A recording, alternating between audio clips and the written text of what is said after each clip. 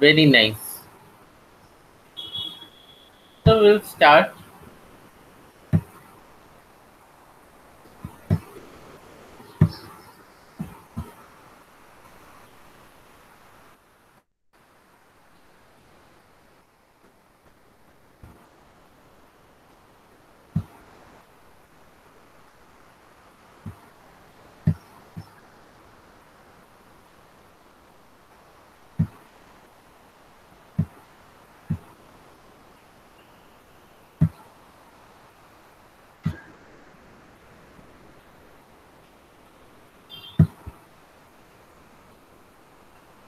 ওকে, তাহলে শুধু সায়ন বিশ্বাস রইল, বাকি ফুলচাঁদ তো বলেইছে যে ও জয়েন করতে পারবে না, ও প্রবলেম আছে একটু। ওকে, সেটা ঠিক আছে। আচ্ছা, আমরা তাহলে একটু এবারে আহ, এই পেপারটা ধরে একটু স্টার্ট করি, ঠিক আছে? তো হোয়াট আর জিনস, আমার মনে হয় এটা তোমরা প্রত্যেকেই জানো। হুম, হুম, কোনো কারোর ডাউট নেই। সুপর্ণা, জিনস কাকে, জিন কি, জিন কাকে বলে?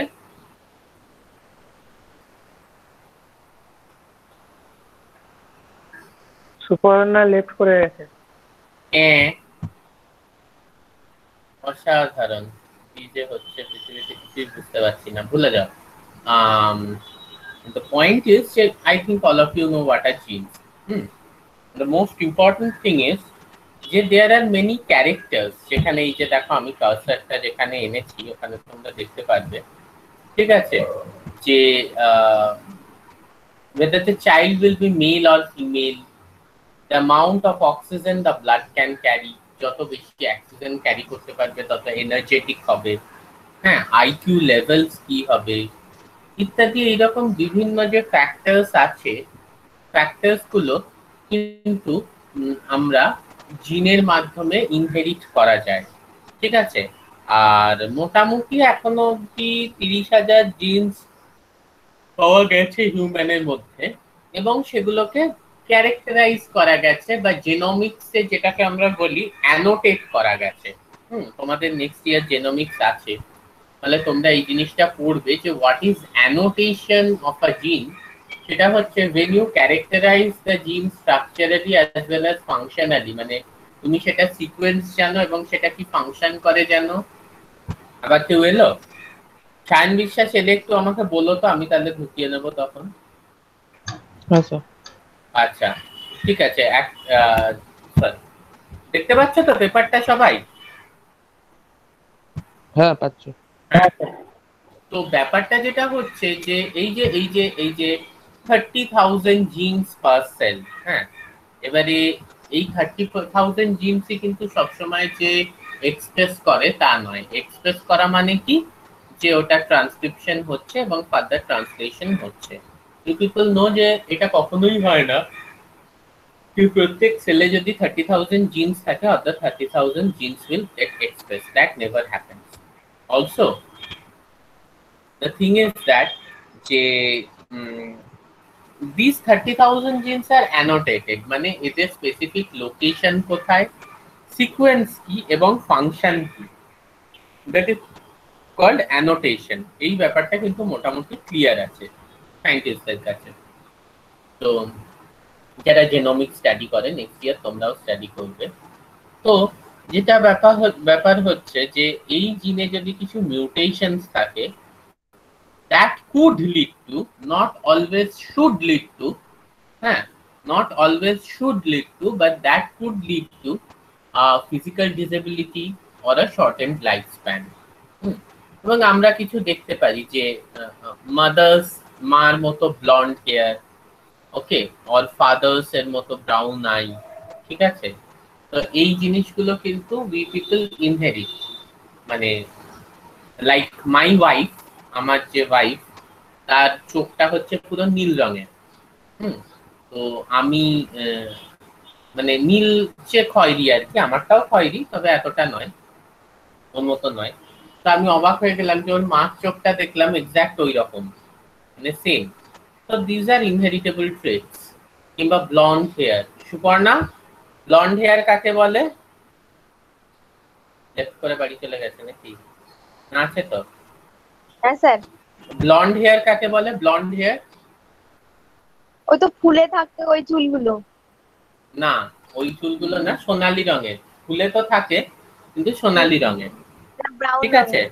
হ্যাঁ। তো এই যে ব্যাপারটা, এই এই এই যে চুলগুলো, তো these are inherited, okay, from your parents actually. তা এইভাবে আমরা যদি কোনো মিউটেশন ইনহেরিট করি, that could lead to a malfunctioning. হ্যাঁ, একটা কথা আমি এখানে বলে দিই, সেটা আমি পরেও আসবো।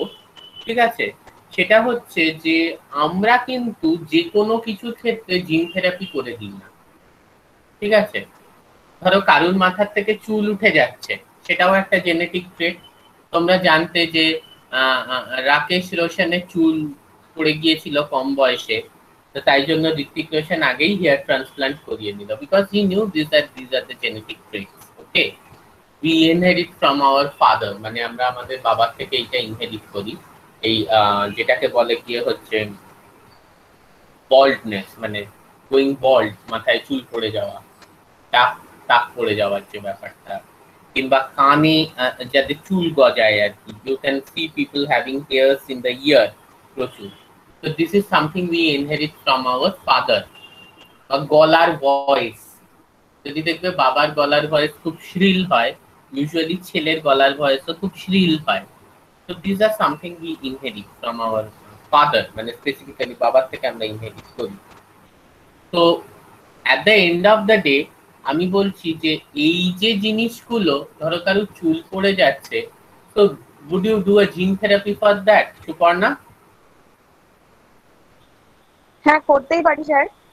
করতেই পারি, এটা আচ্ছা। ওই বিয়ে বেবির ক্ষেত্রে করা হয়। হ্যাঁ, ওই কি বলে ওটাকে, কি ওই জিন বলো? থেরাপি দিয়ে করা যেতে পারে।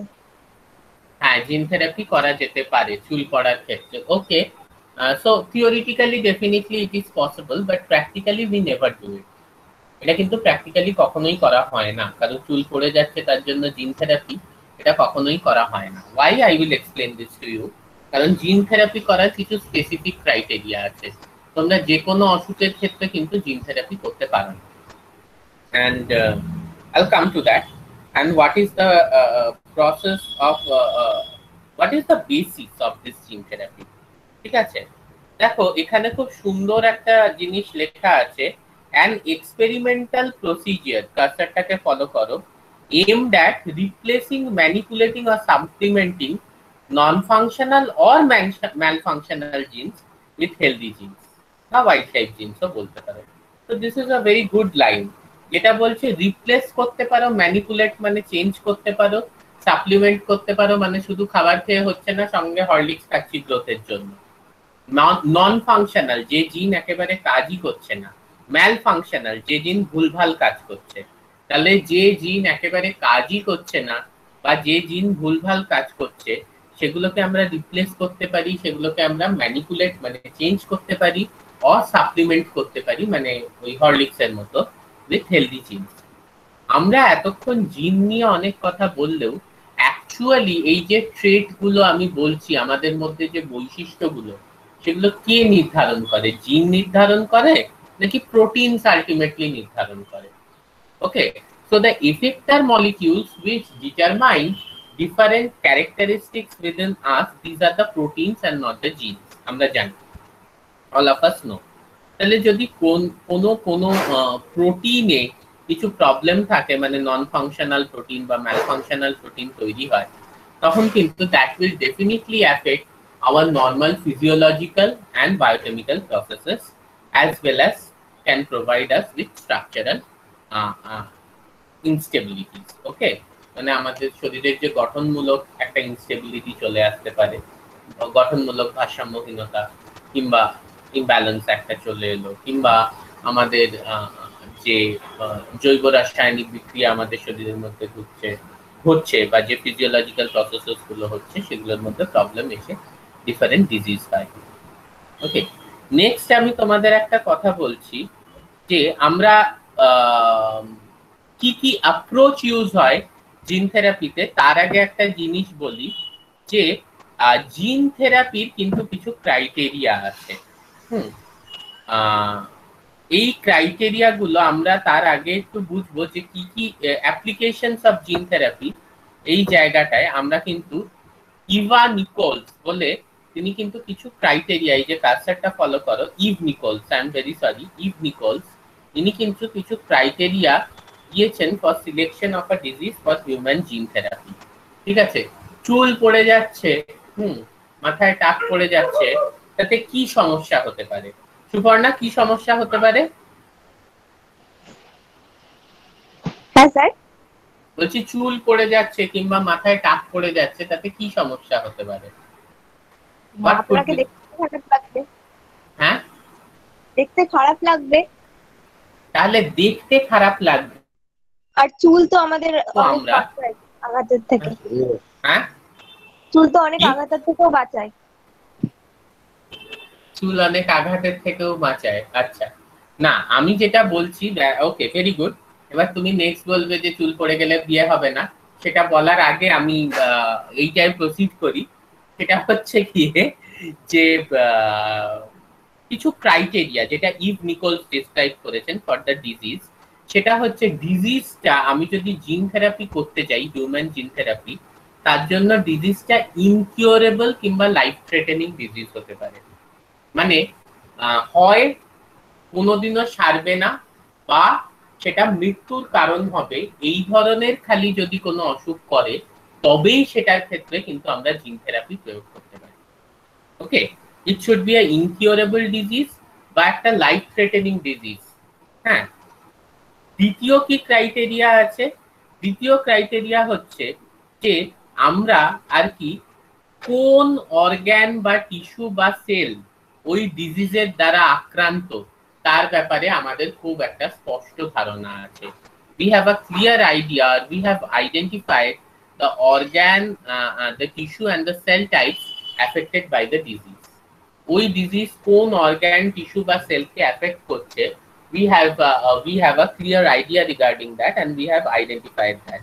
Okay, আর থার্ড যেটা ক্রাইটেরিয়া সেটা হচ্ছে, তো if there is a defect within the gene, যার জন্য ওই পার্টিকুলার অসুখটা করছে, একটা জিনের মধ্যে কোনো ধরনের ডিফেক্ট হয়েছে যার জন্য ওই পার্টিকুলার অসুখটা করছে, তো আমরা যেন ওই পার্টিকুলার জিনের নর্মাল কপিটা আমাদের কাছে যেন ক্লোন থাকে এবং আইসোলেটেড থাকে।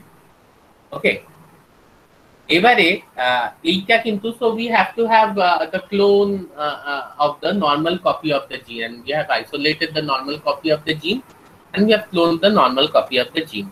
ঠিক আছে, নেক্সট হচ্ছে the normal gene can be introduced into a substantial subfractions of the cells from the affected tissue. ঠিক আছে, মানে যে ধরো আমরা যেহেতু আইডেন্টিফাই করেছি কোন অর্গান, কোন টিস্যু বা কোন সেল টাইপ এফেক্টেড, ঠিক আছে, তো আমি যেমনি বলছিলাম, ধরো আমার যদি সে কোনো ব্লাড রিলেটেড কিছু ক্যান্সার হয়, লিউকেমিয়া বা লিম্ফো বা কোনো লিম্ফোমা হলো, ক্রনিক মাইলয়েড লিউকেমিয়া, এবিএল হলো, সিএমএল হলো, তো এগুলোর ক্ষেত্রে what are the precursor cells that produce this kind of blood corpuscles? This are the bone marrow cells. তাহলে আমাদের যেন বোন ম্যারো সেলে substantial amount of wild type copy of the gene যেন আমরা পাঠাতে পারি। ঠিক আছে, this is a very very important criteria, যে নর্মাল জিনটা কিন্তু সাবস্ট্যান্সিয়াল সাবট্রাকশন অফ দ্য সেলে আমরা যাতে পাঠাতে পারি। আরেকটা যেটা ব্যাপার হচ্ছে যে আমরা যে জিনটা পাঠালাম, সেটা যেন সঠিকভাবে এক্সপ্রেসড হয়। শুধু জিনটা পাঠিয়ে দিলে কিন্তু হবে না, জিনের এক্সপ্রেশনটা আলটিমেটলি প্রোটিন তৈরি করবে।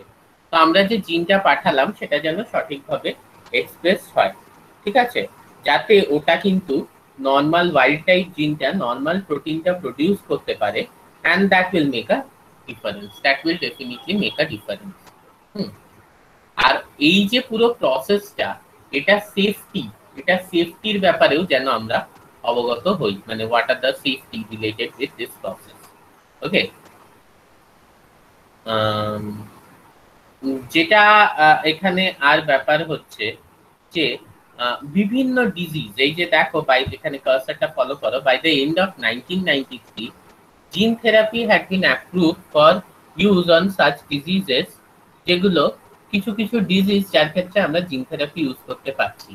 সিভিয়ার কম্বাইন্ড ইমিউনোডেফিসিয়েন্সি, যেটাকে আমরা স্কিড বলে থাকি, ইমিউনোলজিতে তোমরা স্কিড ডেফিনিটলি পড়েছো। ফ্যামিলিয়াল হাইপারকোলেস্টেরোলিমিয়া, সিস্টিক ফাইব্রোসিস, গাউশাস ডিজিজ, ঠিক আছে। এছাড়াও এইডস এর ট্রিটমেন্ট, ঠিক আছে, কিংবা Parkinson's disease, Alzheimer's disease, heart disease ইত্যাদি ট্রিটমেন্টের জন্য কিন্তু আমরা জিন থেরাপি ইউজ করি। এবং যতই হিউম্যান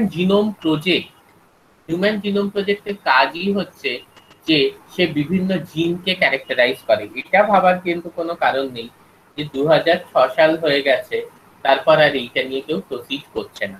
এটার যে ডাউনস্ট্রিম কাজ সেটা নিয়ে কিন্তু চলেই যাচ্ছে so that we can basically decipher the intricacies of functioning of genes as well as their annotations. Okay, তাদের annotation এবং intricacies of functioning এর ব্যাপারে আমরা কিন্তু একটা আইডিয়া যাতে দিতে পারি। সো সেই কাজটা কিন্তু চলেই যাচ্ছে। Because যত আমাদের ক্লিয়ার আইডিয়া হবে regarding the structure, that's the sequence, location and function and interaction of the gene with other genes, তত কিন্তু আমরা ডিজিজটার ব্যাপারে ক্লিয়ার আইডিয়া করতে পারব। তাহলে জিন থেরাপি কিন্তু টেক হোম মেসেজেস যে কিছু স্পেসিফিক ক্রাইটেরিয়া হলে তবেই কিন্তু আমরা জিন থেরাপি অ্যাপ্লাই করতে পারি। যে কোনো ধরনের ডিজিজের এগেনস্টে কিন্তু আমরা জিন থেরাপি অ্যাপ্লাই করতে পারব। So applications of gene therapy very important. Now we will go what are the strategies or what are the approaches that we can use. Sir, হ্যাঁ বলো। বলছি যে ক্যান্সার সেলের ক্ষেত্রে মানে যে প্রোটো অঙ্কোজিন গুলো আছে, হ্যাঁ, ওগুলো কি জিন থেরাপি দিয়ে ঠিক করা যায়? হ্যাঁ, ওগুলো জিন থেরাপি দিয়ে ঠিক করা যায় অবশ্যই। তাহলে ওই ক্যান্সার সেলগুলোকে তো আমরা ঠিক করতে পারি। ক্যান্সার সেলের ক্ষেত্রে যে প্রোটো অঙ্কোজিন গুলো আছে, এবার সেগুলো মিউটেশন হয়ে অঙ্কোজিনে কনভার্ট হয়েছে। তো এই অঙ্কোজিন বেসিক্যালি কিছুই না, একটা নর্মাল জিনের ওভার এক্সপ্রেশনের জন্য হতে পারে বা নর্মাল জিনের কোনো গেইন অফ ফাংশন হচ্ছে, সেই ফাংশনটাকে সাইলেন্স করে দেওয়া যায় by means of gene therapy.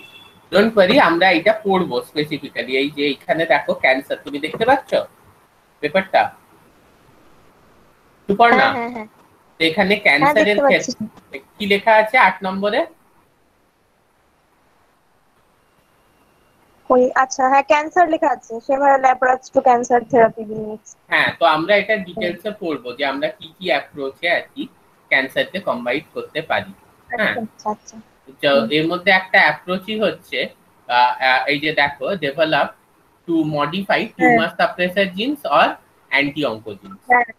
ঠিক আছে, তো উই উইল স্টাডি। হ্যাঁ, okay, we will study about that. তুমি যেটা বলছো সেটাও ডেফিনেটলি একটা অ্যাপ্রোচ, যে আমরা যদি কোনো অঙ্কোজিনকে সাইলেন্স করতে পারি, করা যায়, অবশ্যই করা যায়। টিউমার সাপ্রেসর জিনস এবং অ্যান্টি অনকোজিনসকে ডেভেলপ করা যায়।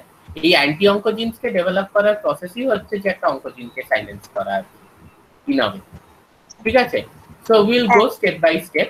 আচ্ছা, তাহলে আমরা কিছু ক্রাইটেরিয়া দেখলাম, যে ক্রাইটেরিয়া আমরা ব্যবহার অবশ্যই this are the basic 6 criterias বলছি।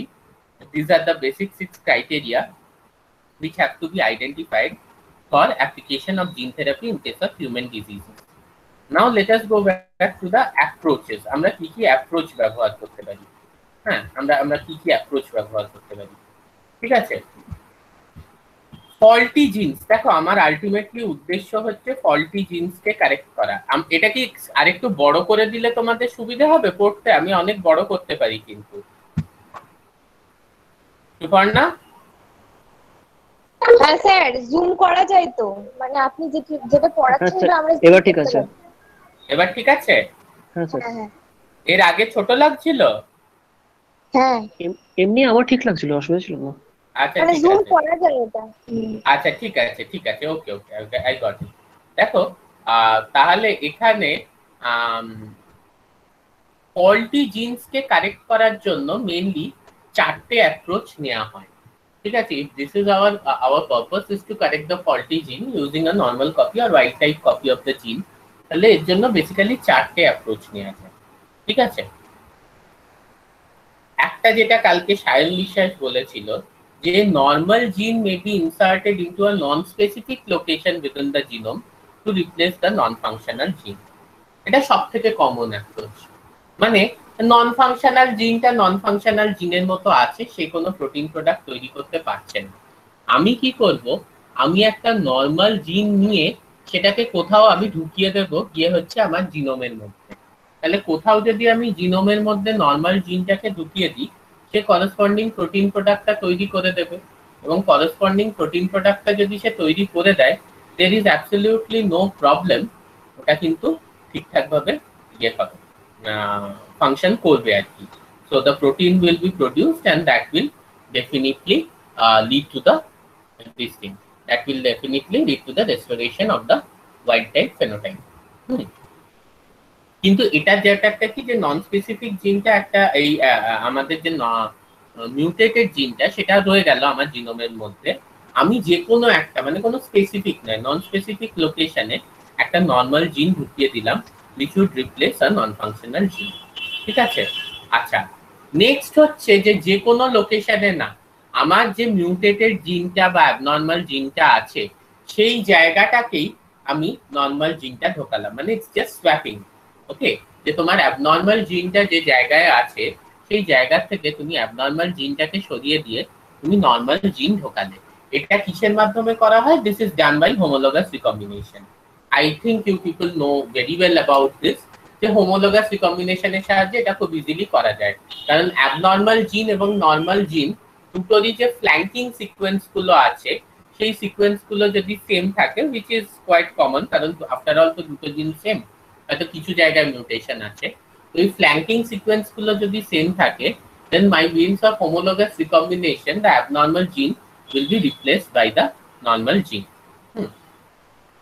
আর কি আরেকটা হচ্ছে যে অ্যাবনর্মাল জিনে যদি কিছু সামান্য মিউটেশন হয়ে থাকে, তাহলে আমি এমন কিছু সিলেক্টিভ রিভার্স মিউটেশন ঢুকিয়ে দিতে পারি যে রিভার্স মিউটেশনের সাহায্যে ওই অ্যাবনর্মাল জিনটা আবার নর্মাল ফাংশন করতে সক্ষম হয়।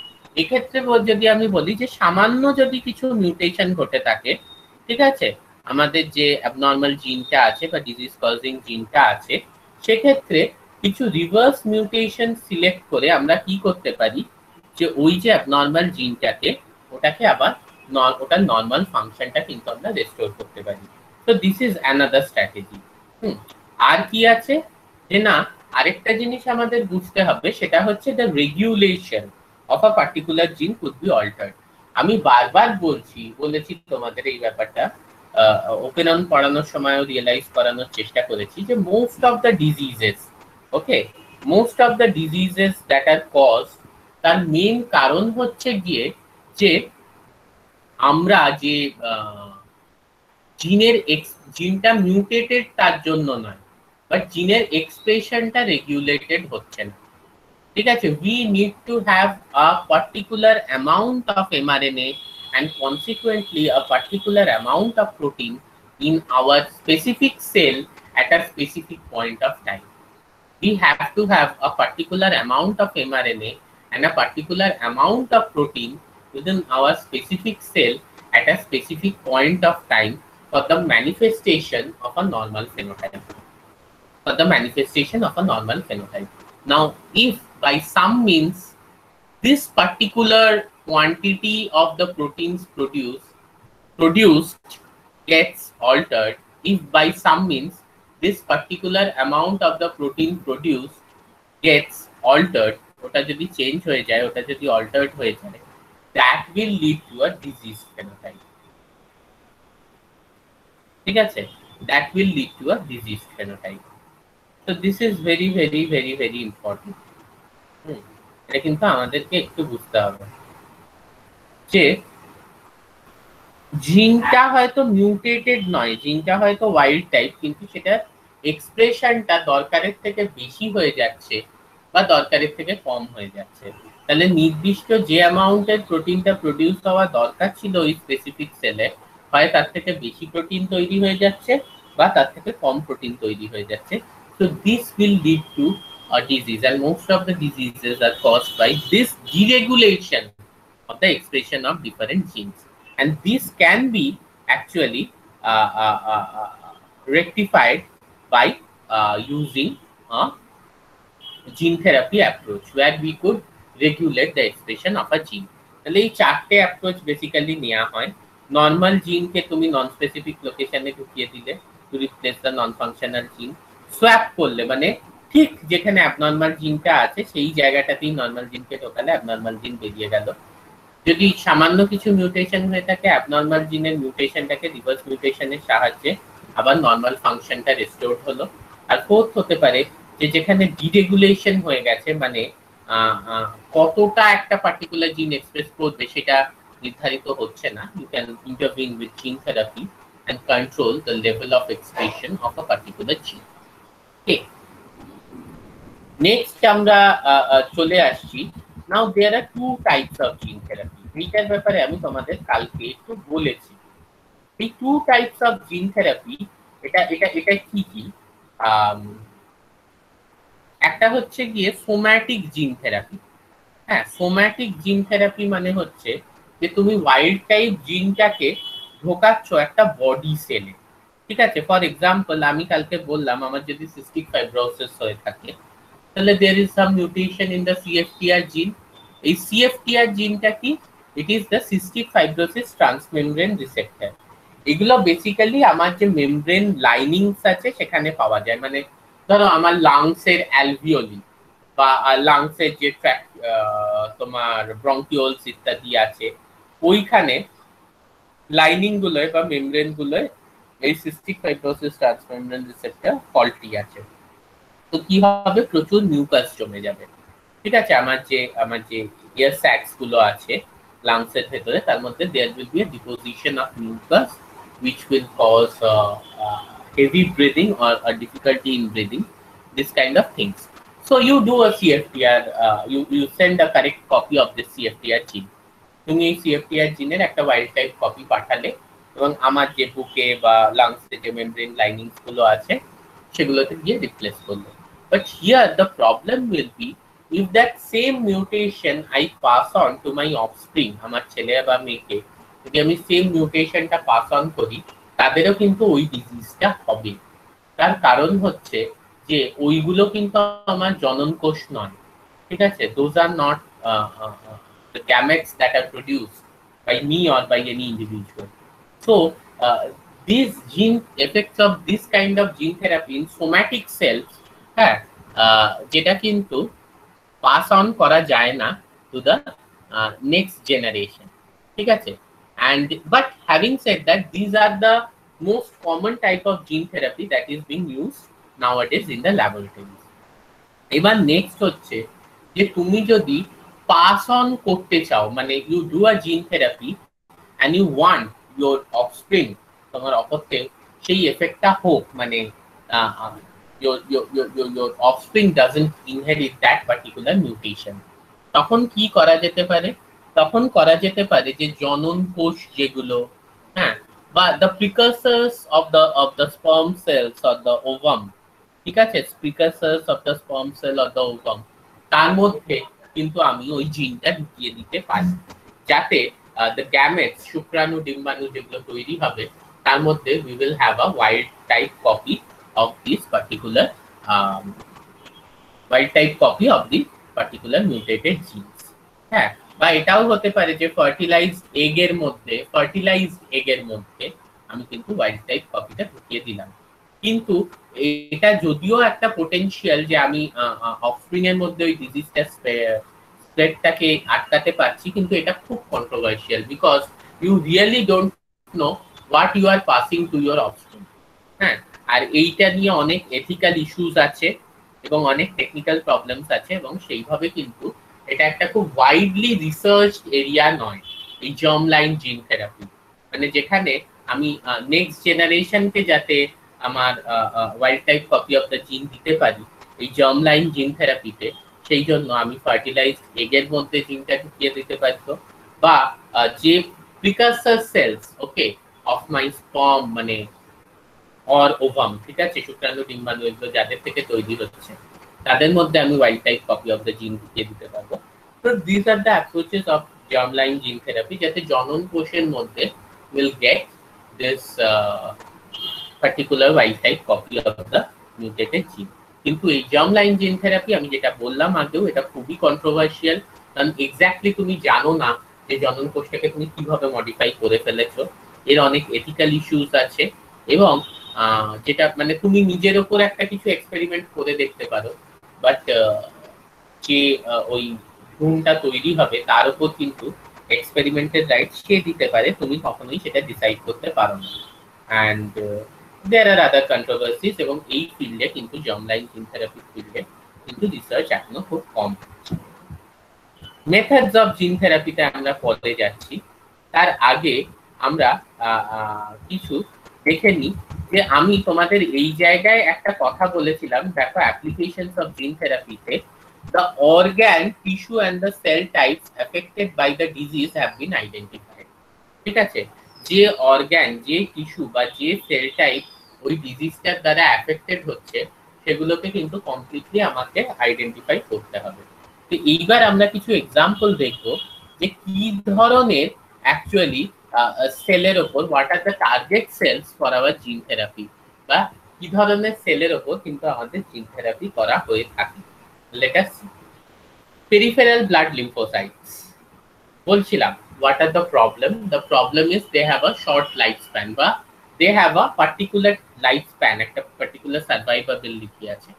তো peripheral blood lymphocytes এ যদি তুমি জিন থেরাপি করো, তখন সমস্যাটা এই হবে যে যে ব্লাডটা তুমি ট্রান্সফিউজ করলে সেই লিম্ফোসাইটস গুলো যখন মরে যাচ্ছে, মানে when their lifespan is over, again you have to transfuse the same lymphocytes, again you have to do a blood transfusion of the same lymphocytes within the affected patient.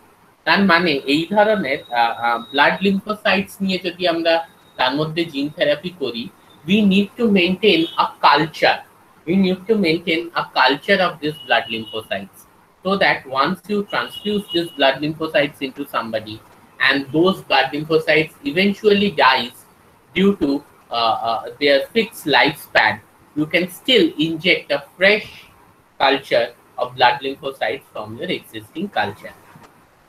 Hematopoietic stem cells, well, hematopoietic stem cells এ যদি করো, এটা কিন্তু অনেক একটা better option, because these are the precursor cells.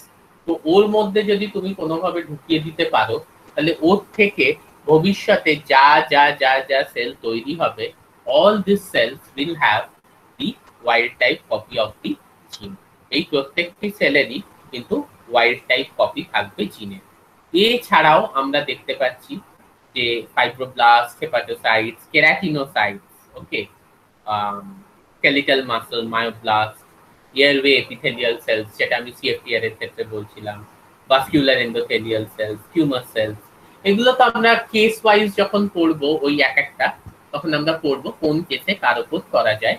But this is just a overall idea যে peripheral blood lymphocytes, haematopoietic stem cells, fibroblast, hepatocytes, keratinocytes, skeletal muscle, myoblast, airway epithelial cells, vascular endothelial cells কিংবা tumour cells এর উপর করা যায়। Next we come to something that what are the factors. হ্যাঁ, gene therapy কিন্তু কিছু factors দ্বারা controlled হয়, মানে why আমি যেটা বলতে চাইছিলাম গতকালও তোমাদের, যে why this technique is not so popular, এই টেকনিকটা এত পপুলার কেন হলো না? হ্যাঁ, বিকজ এই টেকনিক কিন্তু টেকনিক্সের কিন্তু কিছু শর্ট ফলস আছে, ঠিক আছে, যার জন্য when you use a technology we need to have this cost benefit ratio.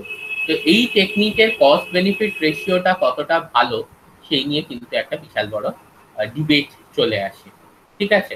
প্রথম হচ্ছে short leave nature of the gene therapy. হ্যাঁ, এইটা আমি যেটা বারবার বললাম, আবারও সেই উদাহরণটা দিচ্ছি, যে সেলের মধ্যে তুমি করছো, হ্যাঁ, সেই সেলটা কতদিন ফাংশনাল থাকছে। সেই সেলটা যদি মরে যায় তখন তো আর যে জিনটা তুমি ঢুকিয়েছো সেটা কোনো কাজ দেবে না। সিমিলারলি যে থেরাপিউটিক ডিএনএটাকে তুমি ঢোকাচ্ছ, মানে ওয়াইল্ড টাইপ, সেটাকে কিন্তু স্টেবল এবং লং লিভড হতে হবে।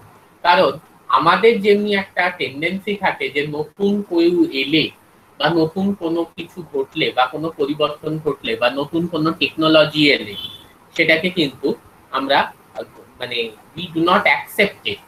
Okay, but the same thing happens within our body. If something foreign comes, it is not accepted very well, so it has to maintain its functionality and its stability within the cell. For example, এখন কলকাতা মেট্রোতে চড়ার একটা system হয়েছে যে তোমাকে mobile ফোনে একটা app download করতে হবে, পথ দিশা, এবং যেরকম তুমি ট্রেনের টিকিট বুকিং করো সেরকম তোমাকে মেট্রোর টিকিটও বুক করতে হবে। So unless you have a free seat within your metro, তুমি কিন্তু মেট্রোয় চড়তে পারবে না। This is just a technology, not very difficult. আমি এটা ইউজ করে বহুবার মেট্রোয় চড়লাম রিসেন্টলি কোভিড টাইমসে। তো I don't find it very difficult, but most of the people are cursing the government যে আরে বাবা এইসব করে দিলেন, কিভাবে চলবো, কিভাবে কি করব। It's nothing. So there is a aversion to any new thing. That same thing happens within our cell. দেখো আমাদের সেলের মধ্যে যা হবে that will be manifested in our lives as well. আমি তোমাদেরকে পড়িয়েছিলাম যে জেনেটিক্স পড়ানোর সময় বোধহয়, যেহেতু at the base genes, একটা জিন ডমিনেন্ট হয়, একটা জিন রিসেসিভ হয়। At the base of life, genes are dominant and recessive. That's why we cannot have a classless society.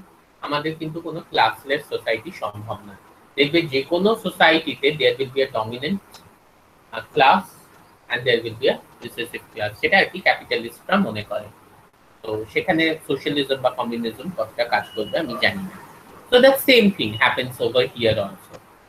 যেহেতু নিউ থিং এর প্রতি একটা অ্যাভারশন আছে, তাই জন্য নিউ ডিএনএ যেটা ঢুকবে, it has to maintain it's functionality and it has to maintain it's stability.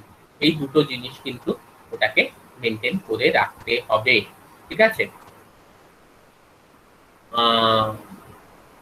এইখানে দেখা যাচ্ছে যে problems of integrating therapeutic DNA, মানে ডিএনএটা তুমি যদি পাঠাও সেটা তোমার জিনোমে ঢুকতেও পারে, নাও ঢুকতে পারে, ঠিক আছে? Integrating the therapeutic DNA into the genome and the rapidly dividing nature of many cells, okay, prevent gene therapy from achieving long-term benefits, ঠিক আছে? যার জন্য এত ফাস্ট সেল ডিভাইড করে যে it's very difficult to integrate the DNA and subsequently replicate it. হ্যাঁ, ওই ডিএনএটাকে ঢুকিয়ে সাবসিকুয়েন্টলি সেটাকে রেপ্লিকেট করাটা that becomes a Herculean task. ওটা খুব ডিফিকাল্ট হয়ে যায় আর কি। হ্যাঁ, যার জন্য যে কোনো পেশেন্টকে patient has to go multiple rounds of gene therapy, একাধিক রাউন্ড অফ জিন থেরাপি দিয়ে একটা পেশেন্টকে পাস করতে হয় to have the proper response. Okay, এছাড়াও ইমিউন রেসপন্স, কারণ যেটা আমি এতক্ষণ বললাম যে কোনো ফরেন অবজেক্টকে তুমি যখন ইন্ট্রোডিউস করছো হিউম্যান টিস্যুর মধ্যে, ইমিউন সিস্টেম কিন্তু সেই ইনভেডারটাকে অ্যাটাক করবেই। আরে বাইরের থেকে এসছে আমরা জানি, whether it's a protein, it's a virus, it's a gene, whatever you send from outside, our immune system will attack it. এবং এইটা this is a potential risk of gene therapy, যে তুমি তোমার ইমিউন সিস্টেমকে কতটা অ্যাক্টিভেট করে দিচ্ছ। ওকে, তোমার ইমিউন সিস্টেম যদি খুব বেশি স্টিমিউলেটেড হয়ে যায়, হ্যাঁ, তখন আবার কি হবে যে তোমার জিন থেরাপির যে বেনিফিটসটা হচ্ছিল তার থেকে দেখা যাবে ফ্যাটালিটি বেড়ে যাচ্ছে। কারণ যদি stimulation of the immune system above a particular level that induces the risk of fetal conditions, ঠিক আছে? মানে ইমিউন রেসপন্সটা এতই স্ট্রং হলো যে একটা মানুষ মারা গেল বা তার সাংঘাতিক একটা কিছু হয়ে গেল, ঠিক আছে? যাই হোক, এটাকে অনেক ধরনের ওষুধ দিয়ে কন্ট্রোল করা হয়, এবং এই ইমিউন রেসপন্সটার জন্য কিন্তু জিন থেরাপি সবসময় পুরোপুরি সাকসেসফুল হতে পারে না। নেক্সট হচ্ছে ভাইরাল ভেক্টরস। আমরা ভাইরাল ভেক্টরস এর ব্যাপারে পড়বো। এই যে দেখো কিছু ভাইরাল ভেক্টরস যেটা আমরা দেখতে পাচ্ছি এখানে, যে রেট্রোভাইরাসেস, এখানে দেখো কার্সারটাকে ফলো করো, retroviruses, adenoviruses, adeno associated viruses, herpes simplex virus, ঠিক আছে? এইচএসভি যেটা, retrovirus, adenovirus, adeno associated virus, AV, HSV, herpes simplex virus, এই ভাইরাসগুলোকে ব্যবহার করা হয় জিন থেরাপির জন্য, মোস্ট কমনলি ইউজ। কিন্তু প্রবলেম হচ্ছে যে অবভিয়াসলি এই ভাইরাসগুলোকে অ্যাটিনুয়েট করে নেওয়া হয় বা ইনঅ্যাক্টিভ করে নেওয়া হয়। হ্যাঁ, কিন্তু অনেক সময় দেখা যায় যে এই ভাইরাসগুলোর কিন্তু একটা টক্সিসিটি আছে, এবং এরা যেই শরীরে ঢুকছে আমাদের কিন্তু immune system, immune and inflammatory responses কিন্তু স্টার্ট হয়ে যাচ্ছে। ওকে, আর এটাও অনেক সময় দেখ, কারণ একটা তো তোমার ফরেন ভাইরাস যদি তোমার বডিতে ঢোকানো হয় তখন তো এই ধরনের রিয়াকশন শুরু হবেই। আর অনেক সময় দেখা যায় যে মানে এটা একটা ভয় তো থেকেই যায় যে যদিও আমরা একটা ইনঅ্যাক্টিভ ভাইরাসকে পাঠাচ্ছি, কিন্তু একজন পেশেন্টের মধ্যে গিয়ে মানে these viruses are basically carrying our gene of interest, or the wild type gene, and they are inactive. But once it goes inside the cell, it is recognized by the immune system of that particular person, who elicits strong immune and inflammatory responses. Also, there is always a fear that these viruses may have the ability to restore its pathogenicity. ঠিক আছে? These viruses may have the ability within the patient body to restore its pathogenicity. একবার যখন patient বডির মধ্যে ঢুকে যাচ্ছে তখন কিন্তু ওটা আবার প্যাথোজেনিক হয়ে যাচ্ছে, গিয়ে অন্যান্য ডিজিজ কজ করছে। এবং এরকম কেস হয়েছে এবং মানুষ মারাও গেছে, যেখানে জিন থেরাপিটা হয়তো সাকসেসফুলি হয়েছে, কিন্তু তারপরে ভাইরাসটা ঢুকে গিয়ে অ্যাক্টিভ হয়ে গিয়ে সেই পেশেন্টকে কিন্তু মৃত্যুর সম্মুখীন হতে হয়েছে। এছাড়া হচ্ছে গিয়ে মাল্টিজিন ডিসঅর্ডার্স।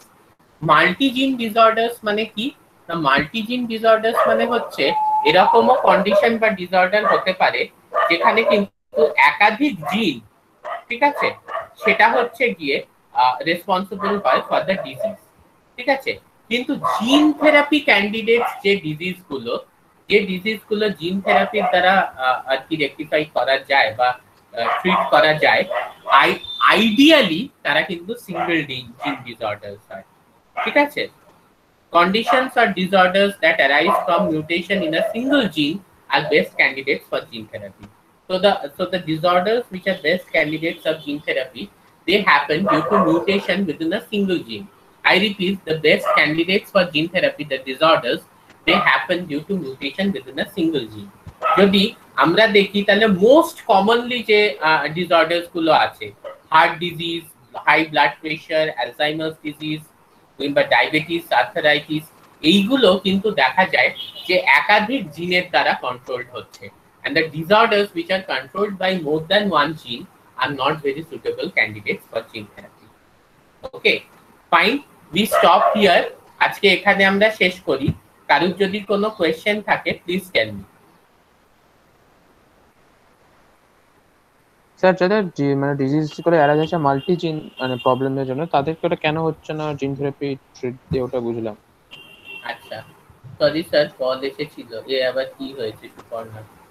ও বিষয়টা লিখেছে, হ্যাঁ, মাল্টি জিনের জন্য যেগুলো কজ হচ্ছে সেগুলো কেন জিন থেরাপি করে আর ঠিক হচ্ছে না। ওকে, তোমার কোয়েশ্চেনটা কি ছিল? সরি, আমি ইয়েটা করছিলাম তাই খেয়াল করলাম। হ্যাঁ, ওটাই মাল্টি জিনের জন্য যেতে হচ্ছে, কেন হচ্ছে না। ওকে, তো এখানে আমি তোমাকে একটু টস করা, তুমি টস করতে জানো? হেড পড়বে না টেল পড়বে তার প্রবাবিলিটি কত?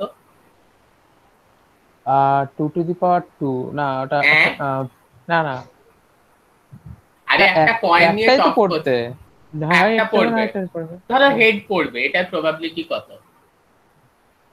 কবার টস করছে? একবারই? হে ভগবান, তুমি 100 বার টস করলেও যা প্রবাবিলিটি, একবার টস করলেও তাই প্রবাবিলিটি। কত কে বলবে? 50%, মানে 0.5। ঠিক আছে, 0.5। ঠিক আছে, এবার তুমি দুটো কয়েন নিয়ে টস করছো, দুটো কয়েনেই হেড পড়বে, তার প্রবাবিলিটি কত? 50%ই হবে। না, কে বলবে? 2 to the power 2 মনে হয় এটা। রাইট, কেউ পড়াশোনা করে 25%। তো 1/4। 1/4, ভেরি গুড। দুটো ইভেন্ট যদি মিউচুয়ালি এক্সক্লুসিভ হয়, দুটো, আরে ল অফ ইন্ডিপেন্ডেন্ট অ্যাসর্টমেন্ট পড়োনি? দুটো ইভেন্ট যদি মিউচুয়ালি এক্সক্লুসিভ হয় তাহলে দুটো ইভেন্ট একসাথে ঘটবে, সেটার প্রবাবিলিটি কি মাল্টিপ্লিকেশন হয়। তাহলে 0.5 ইন্টু 0.5, তাহলে কত হচ্ছে 0.25। সৌরদীপ ক্লিয়ার হলো? হ্যাঁ এই কনসেপ্টটা ক্লিয়ার হলো? হলো তো? হ্যাঁ। আচ্ছা, এইবার ধরো একটা ডিজিজ যেটা 4টে কি 5টা জিনে মিউটেশনের জন্য হচ্ছে, মানে multigene disorder. So we have say 5 different genes resulting in a particular disease. Okay. এত কুকুর চেঁচাচ্ছে। তাহলে একটা পার্টিকুলার জিনে মিউটেশন, এই জিন থেরাপি, একটা পার্টিকুলার জিনে যদি মিউটেশন হয় সেটাকে জিন থেরাপি দ্বারা, ধরো তোমার মোটামুটি জিন থেরাপি সাকসেসের চান্স হচ্ছে 20% একটা পার্টিকুলার জিনে। ইজ ইট ওকে? 20% এর বেশি সাকসেস রেট কখনো হয় না। তাহলে এবার তুমি আমাকে একটু বলো যে 5টা জিনে যদি আমি জিন থেরাপি করি, মানে 5টা জিনে যদি আমার ডিফেক্টস থাকে, if I have mutation in 5 different genes that is resulting in a particular disease or this is a multi-gene disorder, তাহলে আমাকে 5টা জিনই ঠিকঠাক ভাবে ঢোকাতে হবে, ওয়াইল্ড টাইপ জিন ঢোকাতে হবে। এবার একটা জিন ঠিকঠাক ভাবে ঢুকবে, 20% এর বেশি তো কখনো সেটার প্রবাবিলিটি হতেই পারে না। জিন থেরাপির ক্ষেত্রে ম্যাক্সিমাম 20% প্রবাবিলিটি হচ্ছে কারেক্টলি ঢুকবে। তাহলে 5টা জিন কারেক্টলি ঢুকবে, সেটার প্রবাবিলিটি কত হবে সৌরদীপ? 4%। হ্যাঁ 4%। 4%? হ্যাঁ, মানে একটা জিনে যদি চান্স প্রবাবিলিটি 20% থাকে, এবার তাহলে 5টা জিন একসাথে করছি, তাহলে তো চান্স আরো কমে যাচ্ছে। মানে একটা জিনে হচ্ছে 20%, মানে কি 0.2, ঠিক আছে? তাহলে 5টা জিনে কি হচ্ছে 0.2 ইনটু 0.2 ইনটু 0.2 ইনটু 0.2 ইনটু 0.2। 0.2 ঠিক বলছি তো? হ্যাঁ, মানে am I correct? মানে 1/5, 0.2 মানে কি 1/5, তাহলে 1/5 ইনটু 1/5 ইনটু 1/5 ইনটু 1/5 ইনটু 1/5, এটা কত হচ্ছে ultimately? can you tell me the figure? 1/3125, ঠিক আছে? 3.2 হচ্ছে। হ্যাঁ 3.2 হচ্ছে। 3.2 তো হচ্ছে, কিন্তু পাওয়ারটা কত থাকছে? 3.2 হচ্ছে, মোটেও না। 3.2 এর সাথে পাওয়ারটা কত থাকছে? 3.2 ইনটু 10 টু দি পাওয়ার, এটা হবে গিয়ে হচ্ছে 32 ইনটু 10 টু দি পাওয়ার 5, মানে 3.2 ইনটু 10 টু দি পাওয়ার 4। 0.2 মানে কি 2 ইনটু 10 টু দি পাওয়ার -1। তাহলে এটা কি হচ্ছে 5টা মাল্টিপ্লাই করছো মানে 10 to the power -5, 32 into 10 to the power -5 বা 3.2 ইনটু 10 টু দি পাওয়ার -4 বা 1/1 ডিভাইডেড বাই 3125, মানে 5 টু দি পাওয়ার 5 হচ্ছে 3125, ঠিক আছে? তাহলে 1/3125 মানে 3000 কেসের মধ্যে একটা সাকসেস হওয়ার সম্ভাবনা আছে। এই সাকসেস রেট নিয়ে কি তুমি কোনো ডিজিজকে ট্রিট করবে? না। 20% মানে কি 10টার মধ্যে দুটো ঠিক হওয়ার সম্ভাবনা আছে, সেইটা নিয়ে স্টিল আমি রিস্ক নিতে পারি। কিন্তু 3125 এর মধ্যে একটা ঠিক হওয়ার সম্ভাবনা, এই রকম একটা চান্স নিয়ে will you ever treat something? না। আমাকে যদি আজকে কেউ বলে দেয় যে 3125 এর মধ্যে একজনের করোনা হচ্ছে, আমি তো মাস্ক পরা ছেড়ে দেবো, বলে দূর ও হবে না। 3125 এর মধ্যে একজনও আমার হবে না, আমি অত আনলাকি। এখন মোটামুটি দেখা যাচ্ছে ইন্ডিয়ায় 250 জনের মধ্যে একজনের করোনা হচ্ছে। যাই হোক, তাই এত সম্ভাবনা কম, আমরা এত ঘুরে বেড়াচ্ছি। তো দিস ইজ দ্য থিং, যেহেতু একটা জিনকে সঠিক জায়গায় পাঠানোর চান্সেস ভেরি লেস, তো 5টা জিনকে সঠিক জায়গায় পাঠানোর চান্স একসাথে that becomes even less even less even less. এছাড়াও স্টেবিলিটি ইস্যুস আছে, ইমিউন রিজেকশনস আছে, অনেক কিছু ফ্যাক্টরস কাজ করছে, যার জন্য মাল্টিজিন ডিসঅর্ডারের ক্ষেত্রে আমরা জিন থেরাপি ইউজুয়ালি করি না। ক্লিয়ার হলো? ধরো তোমার একটা জিন স্টেবল, কিন্তু ওই দ্বিতীয় জিন যেটা ওই ডিজিজের জন্য রেসপন্সিবল সেটা আনস্টেবল। তৃতীয় জিনটা তুমি ঢোকালে ওয়াইল্ড টাইপ ভাবে ঢুকে গেল, কিন্তু তার এগেনস্টে মারাত্মক একটা ইমিউন রেসপন্স হলো। ওকে, so usually we single gene disorders are best possible candidates for gene therapy. So that is clear? হ্যাঁ sir. Any other question? Okay, no problem. You people go through the paper. তারপরে কিছু question থাকলে আমাকে বলো। কালকের ক্লাসটা কিন্তু সন্ধ্যেবেলাতেই হবে, এই 7টা নাগাদ, ঠিক আছে? কালকে সকালে আমার একটু কাজ আছে, তো evening 7 o'clock we will meet tomorrow. Okay? Okay sir. আর I will recommend যে তার মধ্যে কিন্তু তোমরা পেপারগুলো একটু পড়ো। খুব সোজা সোজা পেপারগুলো ম্যাডামের পরীক্ষা আছে, বাট স্টিল একবার দেখে নিলে কিন্তু ভালো হয়। ওকে, we end here. আমরা শেষ করি।